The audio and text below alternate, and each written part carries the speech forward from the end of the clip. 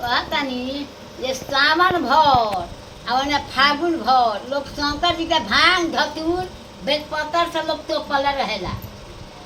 अब पानी से लोग के माने रोज दिन नहीं हो तो 500 लोटा का पानी गिरावत थे लोग उनका देह पर ना उनका ठंडा ना लगत हुई। तो भांगे भांगे धतूर के गीत गा देतानी भोले बाबा के।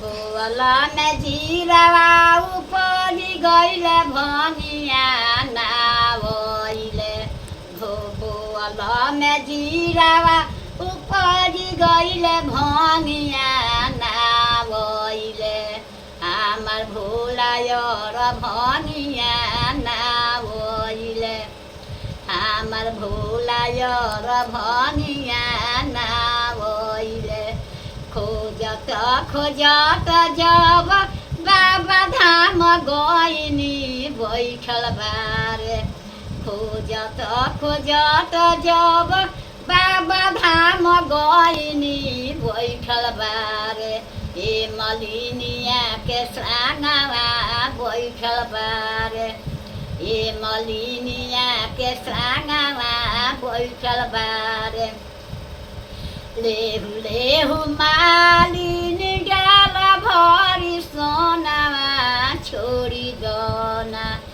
लेहु लेहु मालिन डाला भरी सोनावा छोड़ी दोना हमार भोलायर भंगिया छोड़ी दोना हमार भोलायर भंगिया छोड़ी दोना आगी तो लगैब गौरा डाला भरी सोनावा ना छोड़ब तार भोलायर भंगिया ना छोड़ब ले आगी तो लगैब गौरा डाला भरी सोनावा ना छोड़ब तार भोलायर भंगिया ना छोड़ब।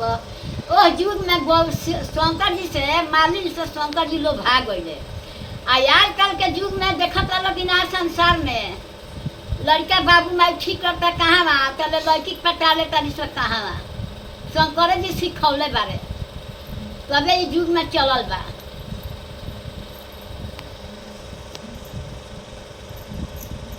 पहले शंकर जी रास्ता दिखा दिले ओकरा बाद पाबरी लोग रास्ता दिखावता।